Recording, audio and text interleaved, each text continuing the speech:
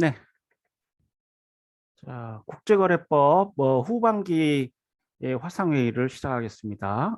국제거래 01분반 후반기 화상회의를 시작하도록 하겠습니다.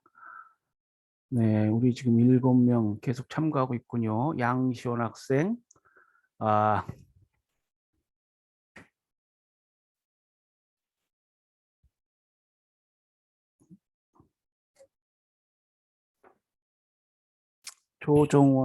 조정호 학생, 예, 김경호 학생, 임채원 학생, 유가진 학생, 네,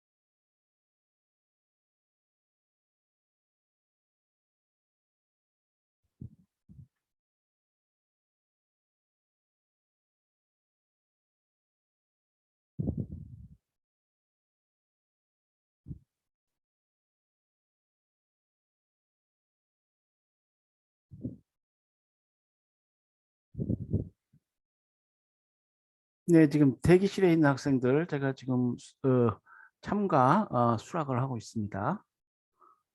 예.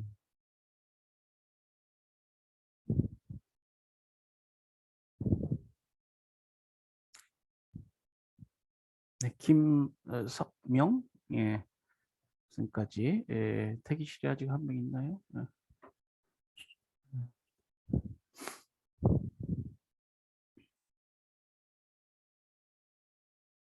네, 뭐 또 학생들 이제 우리 수강생들 뭐 이제 또 시간이 가면 올 것 같습니다. 지금 한 20명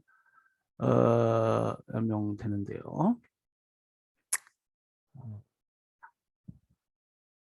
네, 아유 반갑습니다. 예, 지금 뭐 코로나 아, 그 뭐 확진자가 5천 명이 넘어섰다고 그러나요? 네. 지금 위드 코로나로 해가지고 뭐 일상을 이제 회복한다라고 하지만 이게 뭐 좀 만만치 않은 것 같습니다. 예. 어쨌거나 이 코로나 시대에 건강 유의하시고요. 예, 그 이번 학기도 이제 거의 마무리가 돼가는 것 같습니다. 이번 주 제가 어, 인터넷 강의 올렸는데요. 그 다음 다음 주까지 하면은 15주가 됐죠. 원래 16주인데 이제 중간고사 한 주가 이제 빠지니까 인터넷 강의는 15주가 되고요. 다음 주까지 하면은 종강을 하고 그 다음 주쯤에 이제 기말고사를 보도록 예정되어 있습니다. 제가 뭐 공지사항에 올려놨으니까요. 뭐 보시면은 시험 형식이랄지 그 시험 일시 뭐 이런 것들이 나와 있을 겁니다. 예, 한번 확인해 보시고요. 자, 지금 제 소리 잘 들리시나요? 어, 네, 잘 들립니다. 네, 잘 들리는군요. 예, 다행입니다. 예, 가끔 이 소리가 안 들린다, 학생들이 있어가지고, 예, 다행입니다. 예, 이 국제거래법, 뭐, 한 학기 동안 이제 공부하였습니다. 뭐, 꼭 여러분 공부하시다 보면 무슨 계약법 시간 같기도 하고, 뭐, 또 이게 국제거래법이니까 그 뭡니까 다른 나라 사람들 관련한 판례도 많이 나오고 머리를 이중으로 써야죠. 예, 국내 법 같은 경우에는 주로 이제 법 해석학적 관점에서 우리 교수님들이 꼭 그 뭡니까 법전 들고 다니라고 지참하라고 그러시죠. 예, 공무원 시험에서도 아마 법전을 지참할 수 있을 겁니다. 그래서 우리나라 법 관련해서 주로 법 해석학적 관점에서 보통 공부를 하시죠. 물론 관련 외국 법 이론이나 이런 것을 여러분이 공부하시겠지만요. 이게 국제법적 성격, 물론 이제 보통 국제법 하면 국제공법을 지칭합니다. 근데 이제 국제거래법은 국제법이지만 우리 사법적 법률 관계에 관한 법이라 이게 국제법이다. 이렇게 딱 얘기하기도 뭐합니다. 국제계약법, 국제거래법. 그렇지만 어떤 좀 넓은 의미의 국제법이라고 할 수 있고, 여러분 이제 공부하시면서 국내법보다 좀 어떤 난해한 측면도 있을 수 있고요. 또 비교적 개념도 국내법처럼 명확하지 않아서 쉽지 않을 수도 있습니다만은 그렇지만은 어떻습니까? 이 국제화된 사회에서 국내법이 고리타분하고 답답하다면 이 국제거래법은 뭔가 외국 여행을 하는 것 같기도 하고 큰 세상 관련해서 법을 적용해 본다. 뭐 이런 느낌도 들고요. 그래서 또 흥미가 있을 수도 있습니다. 실제로 이 무역 회사에 취업한다 할지 국제 관련 공무원이 된다 할지 할 때에는 이 국제법이 상당히 이 국제거래법을 공부한 거 해놓았다는 것이 어떻게 보면 좀 상당히 도움이 될 수도 있습니다. 예, 박병은 학생 들어왔나요? 네.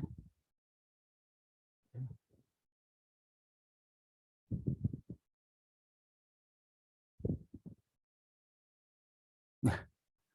자, 그래요. 이제 거의 한 학기가 마무리돼 가고 있는데, 뭐 저희 리포트 관련해서 여러분한테 제가 뭐 이제 3번에 걸쳐서 제출토록 하였는데요.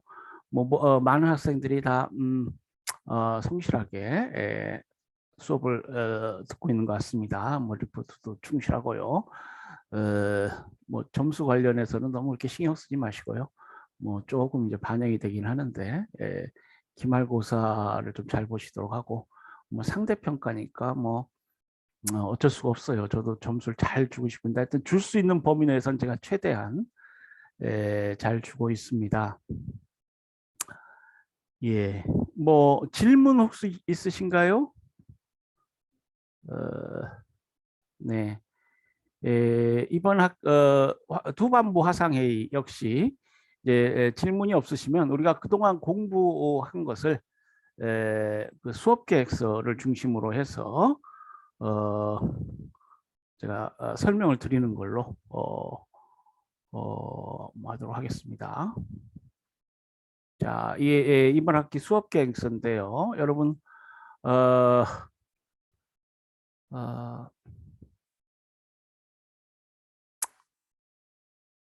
그 우리 이 사이버 강좌 사이버 클래스에도 제가 올려놓은 겁니다. 강의 자료.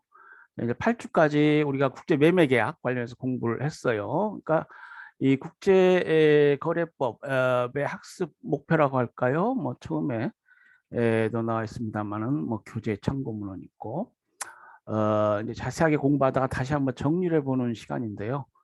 그러니까 국내 거래를 규율하는 법 영역과 상이한 측면도 있다. 그 계약법이라는 관점에서 그 원리는 동일한데요. 그래서 뭐 국제거래법의 독특한 그런 걸 더해서 이제 공부를 한다 이렇게 생각하시면 됩니다. 지난 전반부 화상회의 때도 말씀드렸지만은 표준계약서, 실제계약서, 샘플 검토 이것도 국제거래법을 공부하는 한 방법이 될 수가 있어요. 계약자의 원칙이 워낙 강구하기 때문에 당사자들이 어떻게 합의하느냐 이게 매우 중요합니다. 그리고 말씀드린 대로 이 국제거래법을 공부하면은 법과 관련해서 국제적 시각을 가질 수 있지 않느냐 뭐 이렇게 보고요. 그래서 그 뭐 무역회사랄지 향후 국제거래 관련한 법률 문제를 다루는 회사원이나 법률 전문가로서 활동함에 있어서 기업에 도움을 줄 수 있는 법적 마인드와 능력을 갖출 수 있게 하는 것 이것이 이번 학기 국제거래법 목표입니다. 국제거래법과 목표예요. 그래서 전반부에 쭉 뭐 국제 매매 계약 주로 CISG, UN 통일 매매법 위반이죠. 그리고 인코텀즈 정형거래 조건을 중심으로 해서 쭉 살펴봤습니다. 이제 인코텀즈 관련해서 보면은 이게 FOB 조건이랄지 뭐 CIF 조건 뭐 등등 여러 조건이 있습니다. 이 인코텀즈는 말씀드린 대로 한 10년을 주기로 해서 쭉 개정돼 왔어요. 그래서 이제 2010년 마지막으로 이제 개정된 것이 지금 현재 시행되는 인코텀즈 정형거래 조건입니다. 인코텀즈는 제가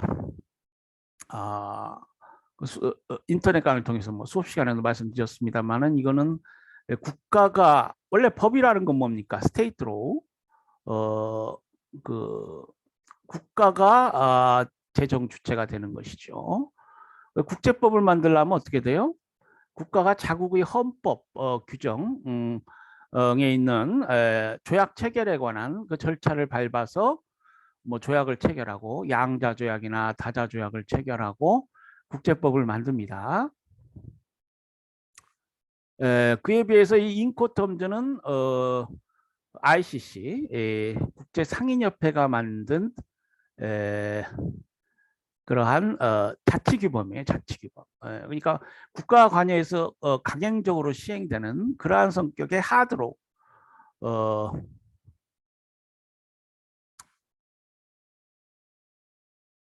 하드로가 아닙니다. 인코텀즈는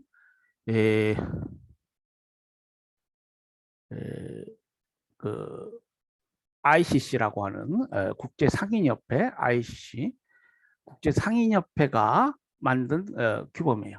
자, 근데 이 규범이 어떤 차원에서는 어떤 차원에서 보면 CISG보다도 국가가 관여해서 만든 CISG보다 더 규범력이 강하다.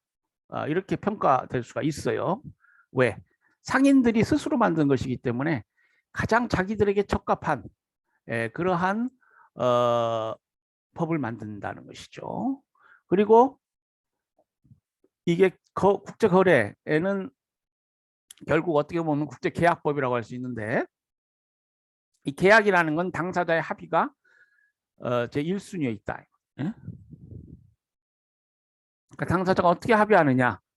이게 CISG법보다도 물론 CISG법에도 일부 강행 규정이 있습니다만은 대부분의 계약법 규정은 임의 규정입니다. 임의 규정이라는 건 말씀드린 대로 뭐예요? 당사자가 달리 합의하면 그건 아무런 의미가 없는 거예요. 우리 국내 계약법에도 뭐 매매계약, 뭐 고용계약, 뭐 소비대차계약, 임대차계약 여러 규정되어 있지만 대부분 임의 규정입니다. 당사자가 달리 이 합의서에 다른 조항을 두고 달리 합의하면 뭐 계약법 원리상 오랄 구두로 합의할 수도 있으니까 달리 합의하면 구두든 서면이든 달리 합의하면 합의가 우선하는 거예요. 자, 그렇기 때문에 그러니까 계약 자유 원칙상 계약이 매우 중요하고 상인들이 이런 조건 이걸 우리가 정형거래 조건이라고 한다 그랬죠. 정형이라는 건 뭐예요? 딱 정해져 있다 이 말이야.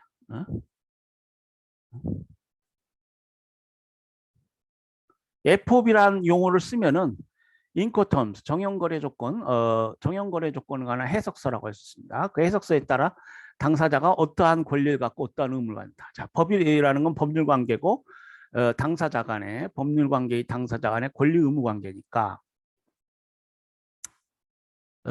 어떤 권리가 있고 어떤 의무가 있느냐가 중요한데 이 정형거래 이 조건을 사용하면은 특별히 반대의 어떤 조항이 없는 한 규정이 없는 한 반대 합의가 없는 한 인코텀즈에 마련된 그러니까 ICC가 만든 인코텀즈에 따라서 매도인과 매수인이 일정한 권리 의무를 갖는다. 그렇기 때문에 이제 이 정형거래 조건에 관한 해설서 이러한 조건 하에서 양 당사자가 어떤 권리 의무를 갖느냐 이렇게 해설해 놨어요. 그것이 매우 상당히 중요할 수가 있습니다. 그래서 이건 국가가 만든 스테이트로 스테이트 놈스 국가법은 아니지만 국가법이 아니에요. 국가가 전혀 관여한 상인이라는 사람들이 모여서 만든 ICC 이건 이제 NGO죠. 그러니까 국제법상 Non-Governmental Organization. 정부 간 기구가 아니다 이 말이에요. UN은 뭐예요? Governmental Organization입니다. N이 앞에 붙어요. NGO가 되면 Non, 비정부 간 기구의 하나다. 그 ICC가 정한 이 법, 이것을 여러분이 아마 자세히 공부하셨을 겁니다. CISG하고 이 인코텀 이 두 개만 잘 알아도 뭐 한 학기 국제거래법을 우리가 다 공부하였다. 이렇게 80% 이상 공부한 것이다. 이렇게 볼 수가 있습니다.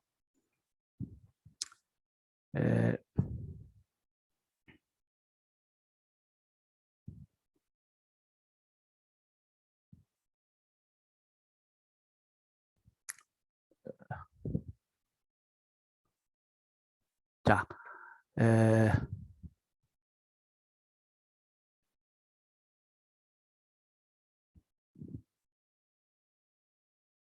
자, 이제 우리 중간고사 이후에 우리가 본 것이 이제 화한 신용장 아마 이 부분도 여러분이 이제 다 보셨을 텐데요.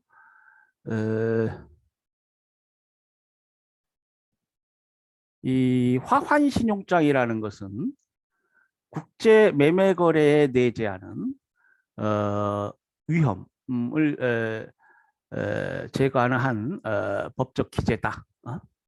이렇게 볼 수가 있겠습니다. 화환 신용장. 원어로는 우리가 LC라고 하죠. Letter of Credit. 이런 약어들 많이 쓰죠. 상인들. BL이면은 뭐예요? 예컨대 Bill of Lading. 선화증권이죠. 그래서 이제 이 화한 신용장이라는 것은 국제 매매 거래에 본질적으로 내지하는 대금 지급의 위험. 그러니까 비싼 물건을 다 이렇게 선적해 놓고 매수인을 믿고 팔았단 말이에요. 배에다 선적하고 보냈어. 그런데 대금을 지급하지 않는 거야. 이거 매우 불안하죠. 매도인 입장에서는 매우 불안합니다. 그래서 이 매도인이 부담하는 이러한 위험을 매도인이 부담하는 위험을 제거하기 위해서 화환신용장 제도가 있다. 이 화환신용장이라는 것은 화물과 바꿀 수 있는 그러한 신용장이다. 이건 화물이라는 의미죠. 네, 뭐 질문 말씀하실 수업 도중에라도 뭐 말씀하시고 싶은 사항 있으면 말씀하실 수 있겠습니다. 네. 화물과 바꿀 수 있다. 이 환이라는 건 바꾼다는 뜻인데요. 그러니까 화물에 의해서 담보된다.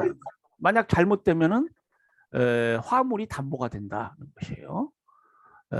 그러한 신용장이 이제 화한 신용장입니다. 이 신용장이라는 건 원래 은행 제도에서 당연히 있었던 거예요. 이제 여러분 그 보증, 은행 보증 관련해서 그 미국 법상 이 은행 보증, 은행이 보증을 쓸 수 있느냐 이게 한때 문제가 돼가지고 그러면은 신용장 똑같은 경제적 기능을 합니다. 경제적 기능은 똑같은데 법적으로는 하자가 없는 신용장 제도를 만들자. 그래서 UCC에 통일상법전 UCC에 이 신용장 제도가 들어와 있습니다. 그래서 만들어진 건데 이제 국제 매매 거래에도 이것을 이용하게 됩니다. 자, 이 화한 신용장은 말 그대로 은행 보증도 그렇죠. 보통 이제 우리 사법상 보증이라고 하면은 이제 뭐 주채무가 있고 보증채무가 있다 이렇게 공부하시죠. 보증채무는 이제 주채무와 관련돼 있습니다. 그래서 뭐 최고 검색의 항변권, 보증인은 최고 검색의 항변권을 갖죠. 그래서 이제 주채무가 이행되지 않았다 라고 했을 때 보증인에게 바로 그 채무이행을 구할 수 없습니다. 그러한 경우에 보증은 먼저 주채무자에게 이 채무이행을 최고해라, 이런 최고의 항변권, 또 주채무자의 책임 재산이 있으니까, 주채무자의 책임 재산이 있으니까 그 책임 재산에 먼저 집행해라, 이런 검색 항변권이 있습니다. 예, 그래서 이제 이게 잡음이 들리네. 예, 좀 잡음이 들리나요? 예, 그걸 끄세요. 음을 쏘고 해주시기 바랍니다. 그리고 이제 발표할 일 있으면은 그 소거한 걸 제거하고 발표를 하세요. 예, 이게 그래서 이제 보통 보증은 그런 주채무하고 부종성이 있다. 뭐 이렇게 봅니다. 그런데 이제 은행 보증이랄지 또 연대 보증, 유사한 이러한 보증들은 보증인이 주채무자와 동일한 지위에 있게 됩니다. 그러니까 주채무가 이행되지 않으면은 먼저 주채무자에게 뭐 최고할 것도 없이 그 은행에 대해서, 보증을 쓴 은행에 대해서 청구할 수 있다. 이게 이제 은행 보증인데, 이 똑같은 원리에 따른 것이 바로 이 신용장입니다. 그래서 이 신용장이라는 것은 은행이 일정한 조건하에 그 지급을 무조건 보증하는 것, 담보하는 것, 그러한 기능을 한다. 우리가 이렇게 보는데요. 자, 매도인이 있죠.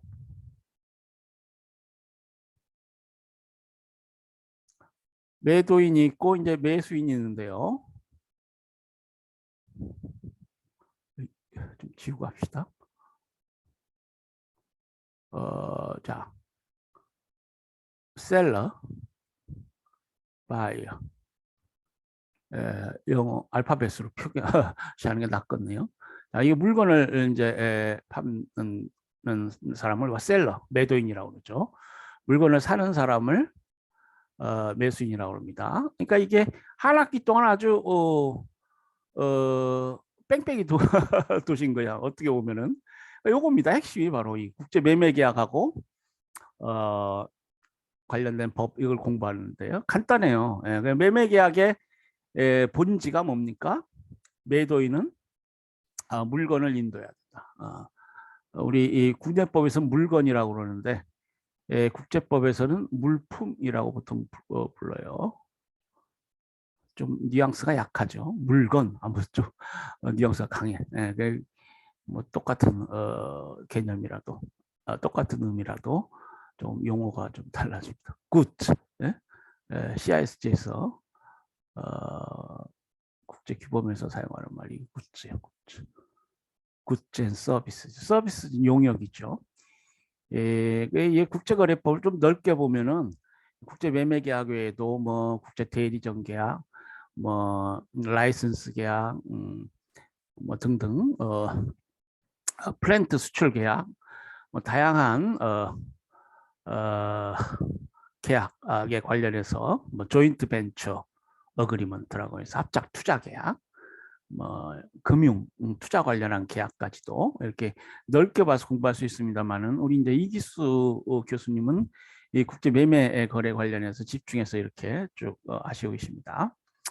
그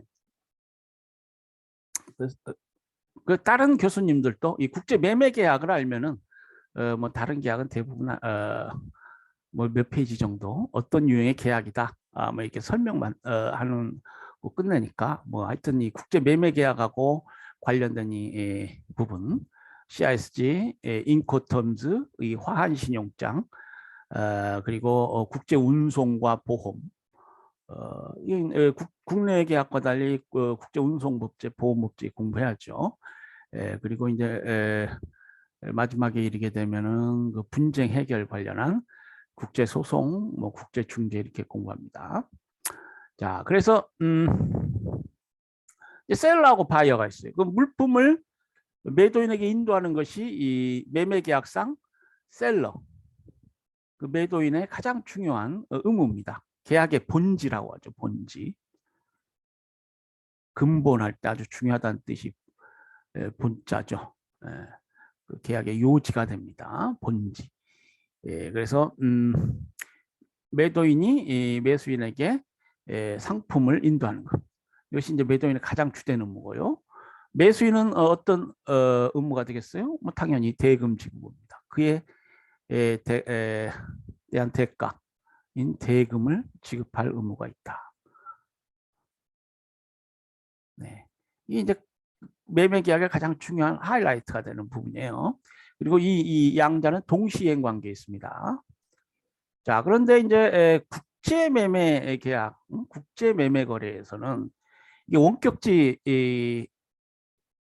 원격 지간 떨어진 상인들 사이의 거래이기 때문에 상대방에 대한 신용 이런 것들이 항상 불안합니다. 그러니까 한국에 있는 사람이 의류 1000번을 수출한다, 뭐 자동차를 수출한다. 미국의 매수인, 이걸 미국은 매수인은 이걸 사서 뭐 국내 시장에 이윤을 남기고 팔라고 그러겠죠. 자, 그렇다 했을 때 이 한국의 매도인 수출상이 됩니다. 셀러, 영어로는 셀러, 뭐 수출상이라고 부르기도 하고 법적 개념으로는 매도인이 되겠죠. 자, 물건을 지급하고 돈을 받을 수 있을까? 이거 항상 불안해요. 그래서 화환신용장, B에게 은행에서 발급한 화환신용장을 제공해라. 그러면 내가 거기에 따라서 물건을 인도하겠다. 그러면 이제 이 상인들은 뭐 당연히 자신들이 거래하는 은행이 있겠죠. 셀러가 거래하는 은행이 있을 수 있겠고, 바이어가 거래하는 은행이 있을 수 있습니다. 그러면은 이 을은 이제 B의 요청에 따라서 화환신용장, 신용장을 발급해 줍니다. 그러니까 이제 B가 은행에 가가지고 상세하게 그 거래에 관련해서 내용을 설명하면은 이제 뭐 은행의 그 업무만을 쭉 전문적으로 담당하는 직원이 있겠죠. 신용장 발급 관련해서. 그러면은 이제 매수인 B가 요구하는 바에 따라서 신용장에다 조건을 부과합니다. 신용장, 그걸 우리가 신용장 조건이라고 그래요. 그래서 이 신용장 조건은 UCP, 신용장 통해 규칙에 따르면은 서류 조건이어야 됩니다. 비서류적 조건은 효력이 없어요. 자, 왜냐? 이것은 이제 거래와 계약법에 그러니까 국제거래법에 이제 이런 메커니즘화에서 기본적으로 지향하는 바가 뭐냐면은 구구한 당사자들 간의 구구한 우리가 뭐 화폐라는 게 뭐예요? 통화라는 게 어떤 물건을 사기 위해서 대한민국 은행이 발행한 통화를 이용한다. 화폐를 이용한다. 10,000원권, 1,000원권 있죠. 거래가 빨라지잖아요. 신속해지고. 물론 그 위조 지폐도 있을 수 있습니다만은 그건 아주 희귀한 예고. 그러한 위험은 이제 어쩔 수 없는 것이고 어쨌거나 거래의 신속성, 원활성을 위해서 그러죠. 이 신용장 조건도 마찬가지입니다. 이 서류 조건에 한정되고 서류 조건 아닌 어떤 조건을 부과하게 되면은 거래가 신속하게 이루어지지 않아요. 이 신용장이라는 것은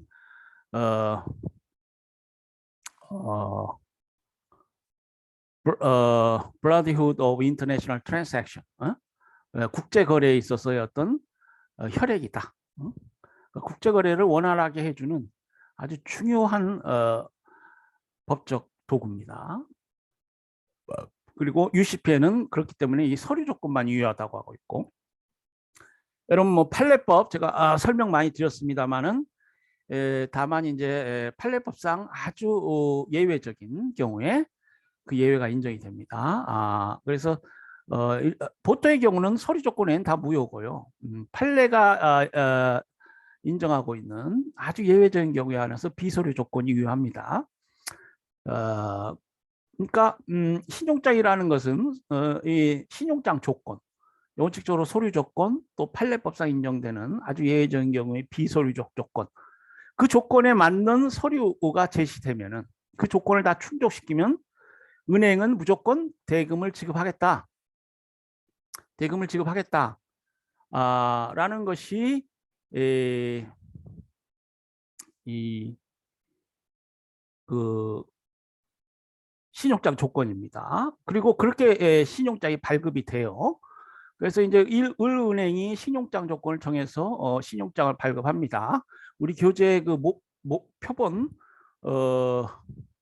신용장이 아마 나와 있을 거예요. 한번 보시면은 그렇게 신용장이 발급되면은 이 발급 사실을 그 매도인 거래은행이 보통 됩니다. 통지은행이라고 하는 어드바이징 뱅크, 통지은행이라고 하는 매도인 거래 은행에 대해서 신용장 발급 사실을 통지하고 이 통지은행은 이제 매도인에게 자신의 과 거래 관계에 있는 매도인에게 신용장 발급 사실을 통지합니다.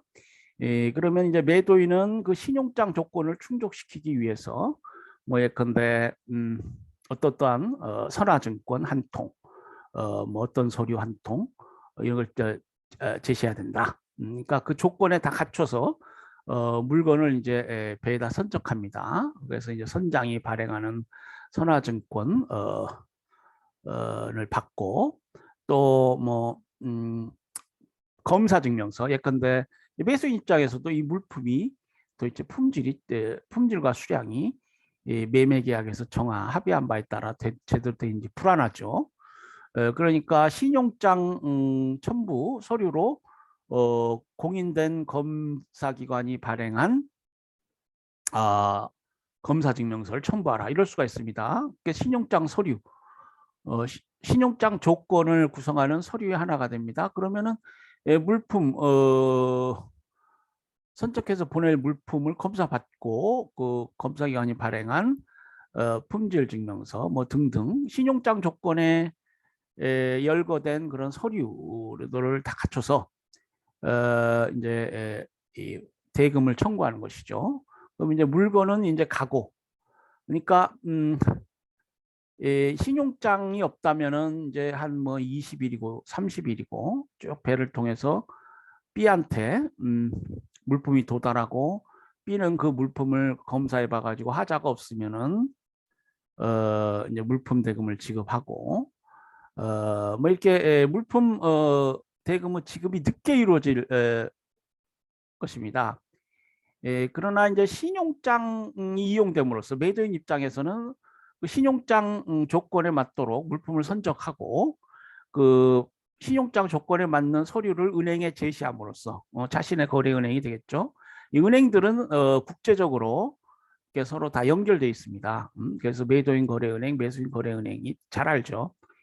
그러니까 매도인 거래은행에 대해서 이제 대금을 청구합니다. 그러면 대금을 청구하고 매도인 거래은행은 매수인 거래은행에 대해서 그 서류, 신용장 조건에 맞는 서류하고 신용장을 제시해서 그 대금에 자신이 지급한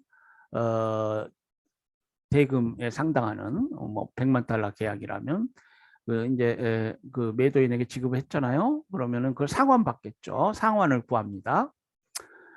이제 이러한 법률 관계에 놓이게 됩니다. 그리고 마지막으로 그 매수인 거래은행은 이제 매수인에게 이제 신용장 조건에 따른 제시된 서류를 제공하고 이제 상환을 구하겠죠. 그런데 이제 보통 신용장 개설할 때 B로부터 일정한 신용장 대금액 이게 예치를 뭐 구합니다. 또는 뭐 거래 잔고 뭐 수시로 거래해서 잔고가 신용장 대금을 초월할 만한 그런 잔고가 있으면은 뭐 이제 신용장을 발급하죠. 그러니까 은행 입장에서도 뭐 함부로 신용장 무조건 내가 지급하겠다. 이 신용장이라는 게 그런 건데 물론 이제 신용장 조건에 맞는 서류가 제시되면 바보가 아닌 다음에야 무조건 그런 신용장을 개설해 줄 수가 없지 않겠죠. B에게 어떤 미리 적립된 금원이 있다거나 나중에 이제 그 신용장에 따라서 지급을 했을 때 상환받을 수 있게 이렇게 했겠죠. 하죠. 그러고 이제 신용장 개설합니다. 그래서 이제 쭉 이렇게 해서 B에게 신용장 서류를 제공하고 B가 좋다. 뭐 선화증권도 그대로고 뭐 그렇다면은 좋다라고 해가지고 이제 대금을 지급하면 B는 그 선화증권을 가지고 뭐 서류를 가지고 그 물품을 찾으러 가면 되죠. 선화증권의 법적 성질, 선화증권과 관련한 법률 관계도 여러분 공부하시겠지만, 그 운송계약상 그 송화인과 수화인이라 있다 했을 때, 송화인 그리고 운송인은 이제 송화인과 수화인이 운송계약상 물품을 운송하고 수화인은 물품의 인도를 구할 수 있는 지위에 있게 됩니다만 물품 운송계약. 선화증권이 발행되면 선화증권의 소지인에게만 그 물품을 인도해야 됩니다. 운송인은 선화증권과 상환으로 물품을 인도해야 돼요. 그렇지 않으면 자신이 그 물품 인도 관련해서 나중에 법적 책임을 질 수가 있습니다. 그 예외가 되는 게 이제 보증도예요. 보증도. 선화증권을 제시하지 않는 경우에도 만약에 잘못돼서 손해가 있게 되면은 은행이 자동적으로 책임을 지겠다. 은행 보증을 받아서 선화증권과 상환하지 않고 물품을 인도하는 그런 관행이 있습니다만은 그런 보증도 관행이 있다. 아마 수업 시간에 공부하셨을 겁니다. 그렇지 않는 한 그 선화증권 소주인에게만 물품을 인도할 수 있습니다. 이 보증도라는 것도 법적으로는 이게 불법 인도예요. 그런 관행은 있지만 은행이 이제 그 만약에 사고가 나면은 그 책임지겠다 이런 보증을 하니까 경제적으로는 뭐 사고가 나도 운송인 입장에서 무슨 피해를 보는 건 아닙니다. 법적으로는 불법한 인도입니다. 선화증권이 발행되면 보증도 뭐고 무조건 선화증권의 소지인에게만 물품을 인도해야 돼요. 그래서 이와 관련한 화환신용장과 관련한 부분을 여러분이 공부하셨을 겁니다. 그리고 이제 여기까지 하면은 뭐 대부분 아마 공부를 하신 게 돼요. 그래서 이제 신용장에 관한 법률 관계 중에서 신용장에 관한 법률 관계 중에서 이제 뭐 근데 형식 심사의 원칙,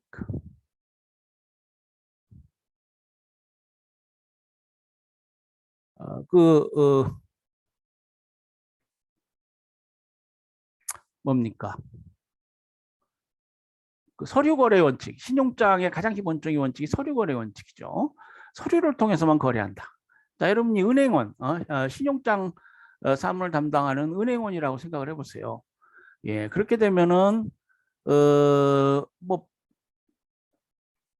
아주 자신 적극적으로 뭐 하겠다라고 해가지고 뭐 매도인이 선정을 하게 되면 저 부도 한국까지 가보고 뭐 그런 사람도 있을 수 있겠지만 그런 경우는 이제 희박할 뿐만 아니라 그렇게 해서는 안 됩니다. 이 신용장 거래라는 건 서류 거래 원칙이에요. 그래서 서류로 모든 걸 확인할 수 있어야 됩니다. 그래서 우리가 이제 신용장 관련해서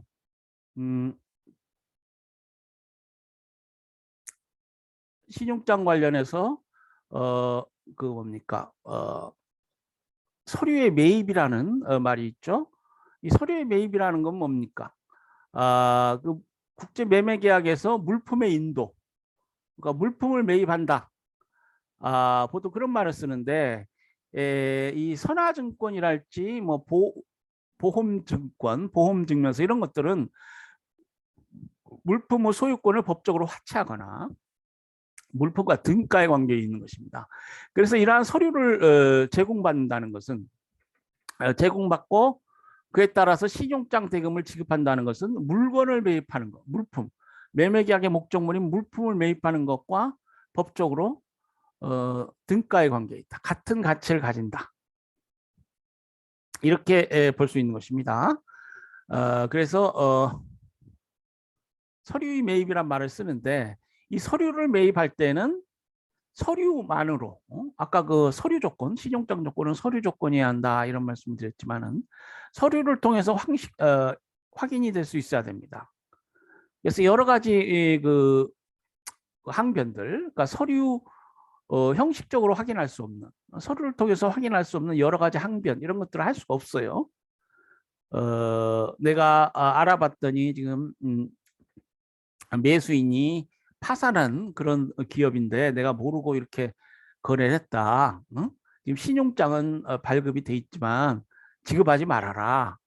뭐 이런달지 원칙적으로 법원칙적으로 그럴 수 없다는 것입니다. 한번 신용장이 발급되면은 그러한 여러 가지 자금 관계 또는 원인 관계상의 항변을 제기할 수 없다는 것이죠.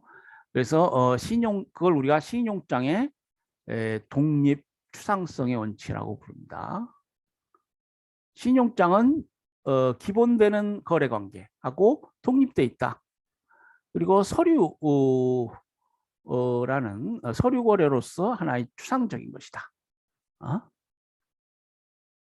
그래서 이제 신용장이 발급되지 않으면은 뭐 화환 추심이랄지 화환어음을 발행해서 이제 추심을 하게 됩니다. 그래서 이제 화환 추심에 관한 ICC 통일 규칙도 있어요. 근데 이제 대부분의 거래는 이 신용장이 발급이 되어서 행해지는 거래가 됩니다. 그래서 이제 이러한 내용들을 아마 쭉 공부를 하셨을 겁니다. 그리고 이제 은행 보증, 뭐 신용장과 동일한 법 원리에 따라서 규율되는 영역인데요. 예, 그래서 이제 은행이 보증을 쓸 수가 있습니다. 뭐 이 보증은 뭐 독립 보증, 아니 직접 보증, 뭐 간접 보증 등등, 뭐 역보증 여러 가지 유형이 있고요. 그래서 이제 이 은행 보증은 역시 그 은행이 무조건 어떤 채무 불이행이 발생하면 무조건 대금을 지급하겠다는 그러한 취지를 약정하는 그러한 것입니다. 그래서 과거에 근데 저 70년대, 80년대 우리 중동 건설붐이 있을 때 우리 현대건설이랄지 큰 굴지 건설 회사들이 뭐 참여해서 우리 국가 경제를 일으키는데 큰 기여를 했습니다만은 그런 어떤 거대한 공사, 국제 건설 공사 계약 같은 걸 체결할 때는 보통 그 발주처, 사우디 정부랄지 뭐 그러겠죠. 발주처가 이제 은행 보증을 요구합니다. 그러면은 이제 그러니까 입찰에 응하는 이제 기업들이 뭐 은행 보증을 받아서 이제 하고요. 만약에 중간에 그것이 제대로 이행되지 않으면 건설 공사 계약이 내용대로 이행되지 않으면은 발주인은 그 은행 보증에 따라서 은행에 대금을 청구하기도 하죠. 뭐 그와 관련해서 과거 뭐 사우디 이 발주 기업들이 뭐 정부는 아닌가요? 하여튼 뭐 그 기업들이 이제 은행에 함부로 채무불이행 사실이 없음에도 막 그 은행 보증에 따라서 그 보증금을 지급하라 뭐 이렇게 청구하는. 그래서 우리 판례에 보면은 그러한 경우에 이제 권리 남용이 된다라는 판례도 있습니다. 이제 보증신용장 제도는 뭐 스탠바이 LC라고 하는데요.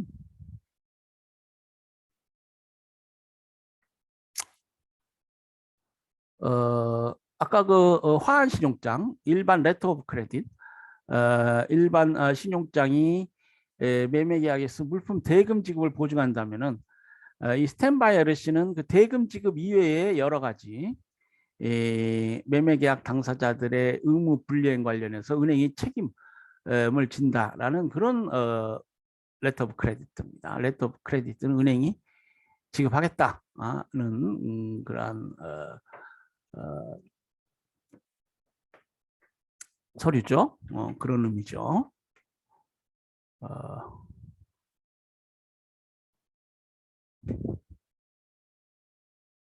자, 다음으로 여러분이 이제 국제 운송과 보험 관련해서 공부하실 것입니다. 이제 국제 운송은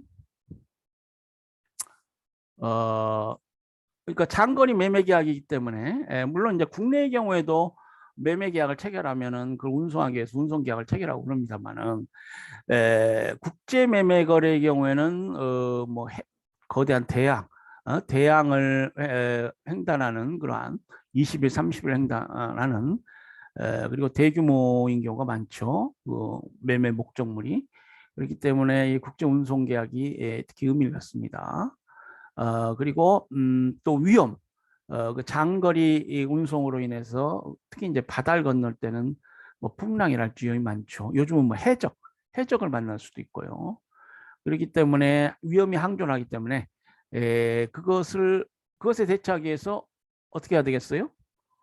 예, 보험을 이용할 수가 있습니다. 그래서 이제 국제 운송, 국제 보험 관련해서 우리가 공부를 해야 되는데요. 이제 국제 운송 이 국제거래법에서 공부하는 국제 운송은 국제 운송 계약, 그러니까 사법적 부분입니다.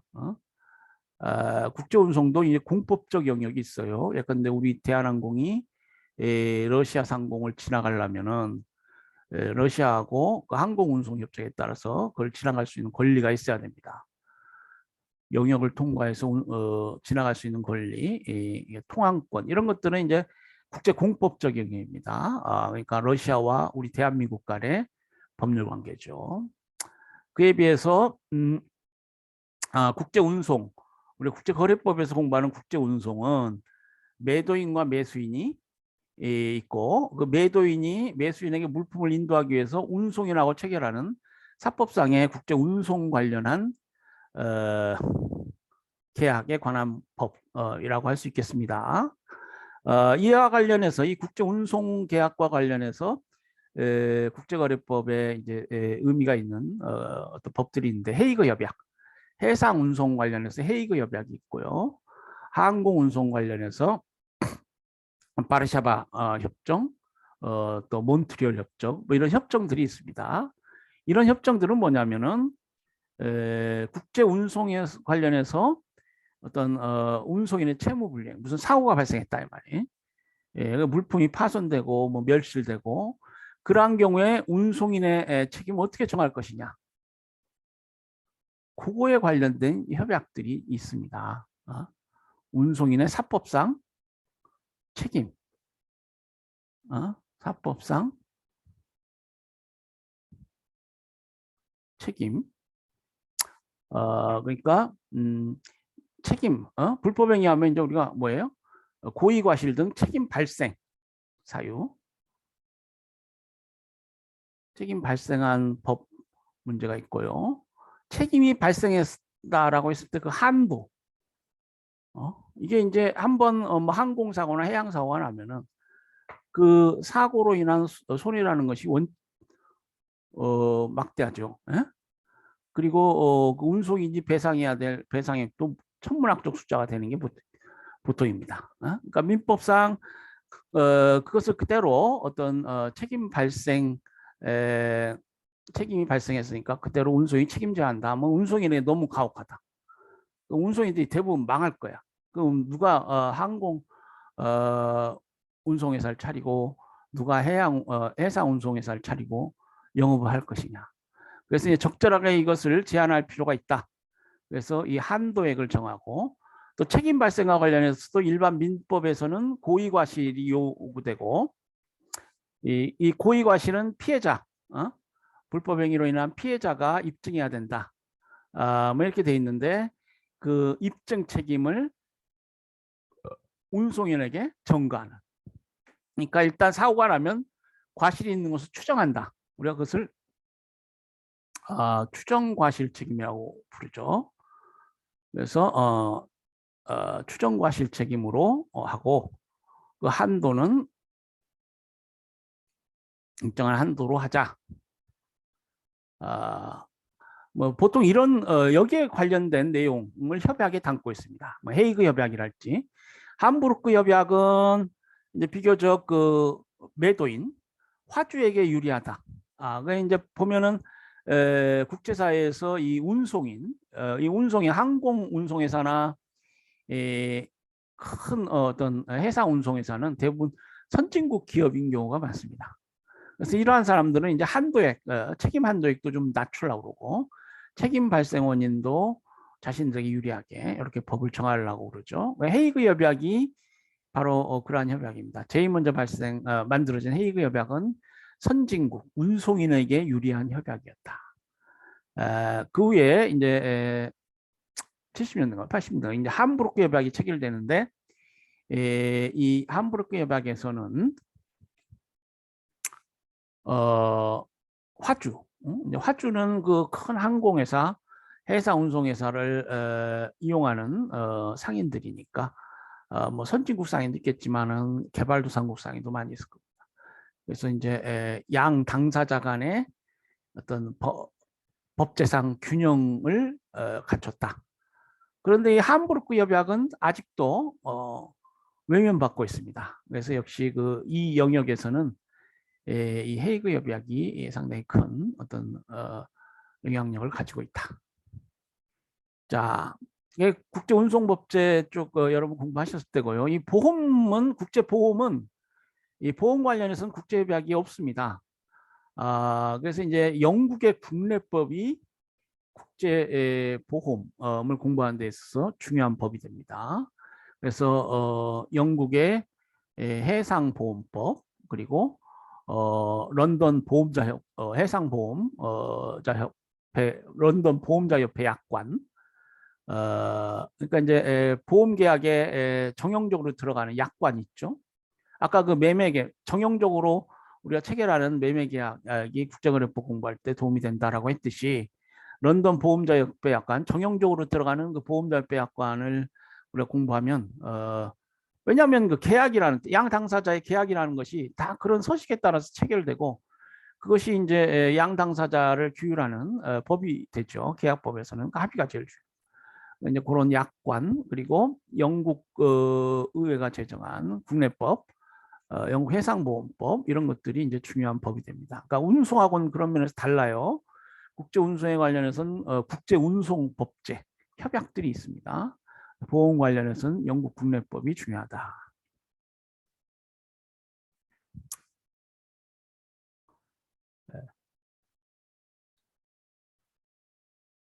자, 그래서 이제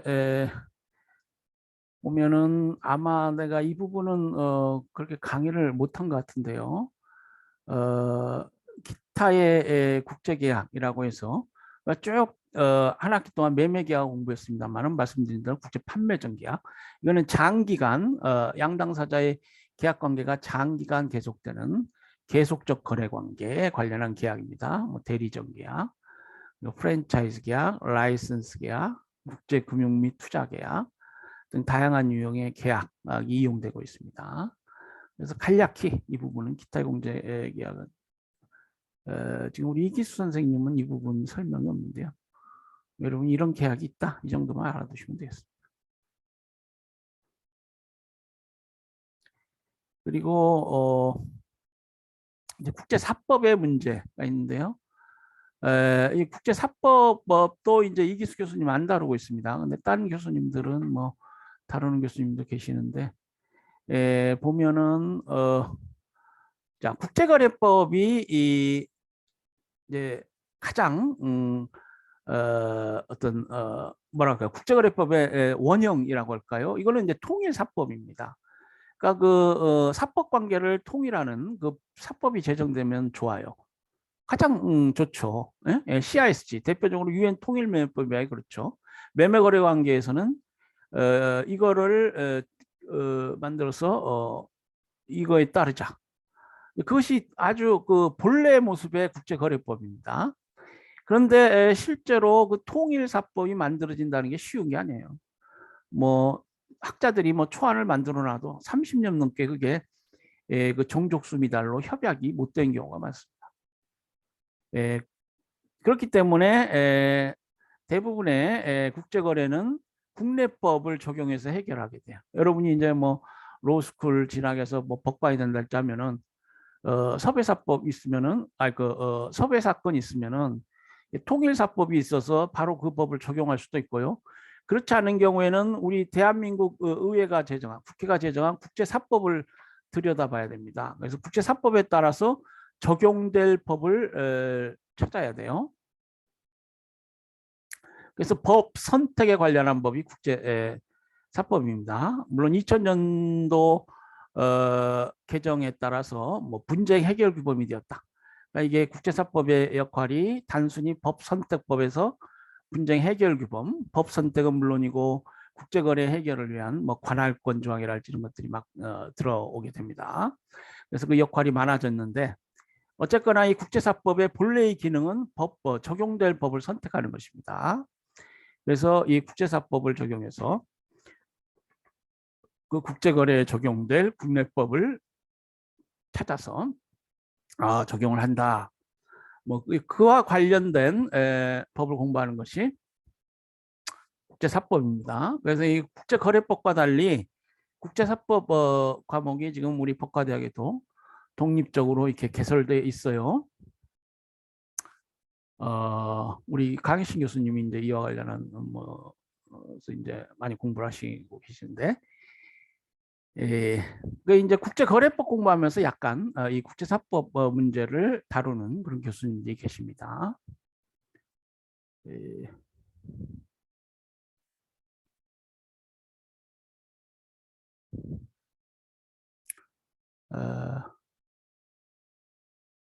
자, 그리고 이제 쭉 여기까지 그 뭡니까?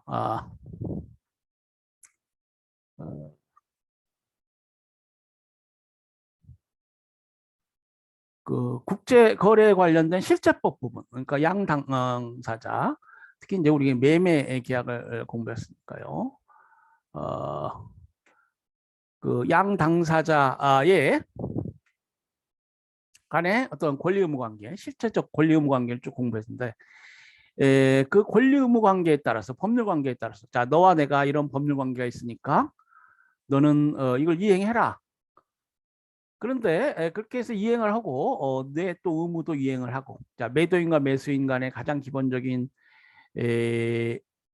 권리와 의무가 뭐라고 그랬어요? 매도인은 물품을 인도할 의무가 있고 매수인은 대금을 지급할 의무가 있다. 자, 근데 제대로 되면은 상호 웃으면서 원만하게 거래가 끝납니다. 그러나 그 실제법적 어떤 법률 관계에 따라서 제대로 당사자들이 이행을 못한다거나 하면 이제 법적 분규, dispute, 법적 분규가 발생해요. 그 법적 분규가 발생하게 되는데, 이 법적 분규가 발생하게 되면은 이제 이걸 해결해야 될 절차법적 문제가 있습니다. 그래서 이 절차법적 문제에 관련해서 이제 국제 소송과 국제 중재가 있습니다. 뭐 국내법도 뭐 소송, 중재, 그러니까 분쟁 해결 관련한 유효한 도구입니다만은 국제거래법에서는 특히 이 국제 중재가 의미가 큽니다. 당사자들이 이 국제 중재에 따라서 이 해결하려고 하는 그러한 경우가 많이 있습니다. 당사자들이 선호하는 분쟁 해결 제도예요. 이 국제 중재 관련해서 지금 런던 상사중재원이랄지 이 파리 이 국제상업회의소 중재 기관이 있고요. 뭐 이런 기관 중재, 그걸 우리가 기관 중재라고 합니다. 그에 비해서 당사자들이 이 자발적으로 합의해서 중재에 관련해서 중재 판정 중재인도 선임하고 중재 절차도 합의해서 만든달지 이런 성격의 중재를 우리가 임시 중재라고 합니다. 이 중재는 소송에 비해서 그 관련 거래 분야의 전문가들의 판단에 따르기 때문에 보다 전문적인 그리고 설득력인 당사자들에게 설득력 있는 중재 판정이 나올 수 있다. 뭐 이런 장점이 있고요. 비용도 소송에 비해서 저렴합니다. 뭐 그러한 특징을 갖고 국제 소송 관련해서는 우리가 이걸 국제 민사 소송법이라고도 부르는데 뭐 관할권 있는 법원을 정하는 국제 관할권 문제서부터 시작해서 국내 민사소송법의 어떤 골간에 따르지만은 어떤 국제적 어떤 성격으로 인해서 여러 가지 공부할 사항들이 있습니다. 그래서 지금 우리 아까 그 국제사법 관련해서 지금 국제 관할권 관련한 조항을 1조, 2조에 둠으로써 이 국제 사법이 모름지기 법 선택법에서 분쟁 해결 규범을 바뀌어졌다. 성격이 변했다. 2000년도 개정으로 인해서 아까 그 국제사법은 말씀드린 대로 이 국제란 말이 붙었지만 대한민국 국회가 제정한 법입니다. 그래서 이제 국제 관할권 문제 그리고 이제 국제 소송이니까 뭐 증거 조사를 할지 뭐 이런 것들이 좀 국제 협조 없이는 안 돼요. 국제 간 협조 없이는 그게 진행이 잘 안 됩니다. 소장 송달서부터 그래서 관련해서 협약이 있어요. 국제 송달 협약, 국제 증거 협약 뭐 등등이 있습니다. 자, 그래서 이제 관할권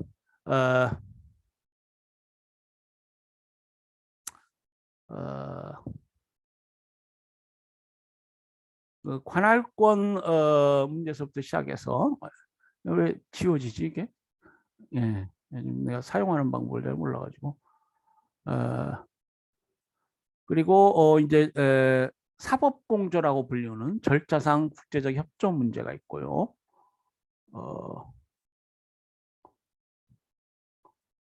그리고 마지막으로 이제 판결이 나면은 이걸 다른 나라에서 집행할 필요가 있는 경우도 있습니다. 그래서 이제 외국 판결의 승인 문제, 외국 판결의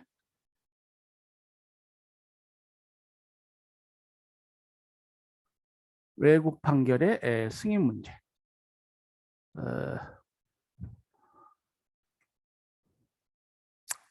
왜 우리 국제민사소송법에도 이제 외국 판결의 승인 관련한 조항이 있습니다. 그리고 이제 집행 관련해서 민사집행법에 있고요. 그래서 이러한 내용들을 여러분이 쭉 아마 이번 주 다음 주에 공부하시지 않을까 뭐 이렇게 예상이 됩니다. 네, 뭐 간략히 그 후반부 부분을 여러분과 같이 살펴보니까 뭐 시간이 된 것 같습니다. 자, 여기까지 하고요. 혹시 뭐 질문한 사항이 있으신가요? 뭐 아무거나 좋습니다. 뭐 있으시면 질문하시고요. 뭐 오늘 수업 관련한 사항도 좋고 뭐 쭉 한 학기 수업 관련한 사항, 자신의 뭐 진로, 법과대학 생활 뭐 랄지 뭐 다 좋습니다. 네. 그 특별히 질문한 사항이 없으시면요. 뭐 화상회의를 뭐 이 정도로 마치도록 하겠습니다. 자, 여러분 화상회의에 참석하시느라고 고생 많이 하셨습니다. 예, 뭐 이번 주 다음 주 정도 남은 것 같습니다. 그러면 이제 기말 시험이고요. 마지막까지 최선을 다하시고 즐거운 겨울방학 되시기 바랍니다. 예, 질문 없으시면 여기에서 종료하도록 하겠습니다. 네, 안녕히 계세요. 고맙습니다. 네.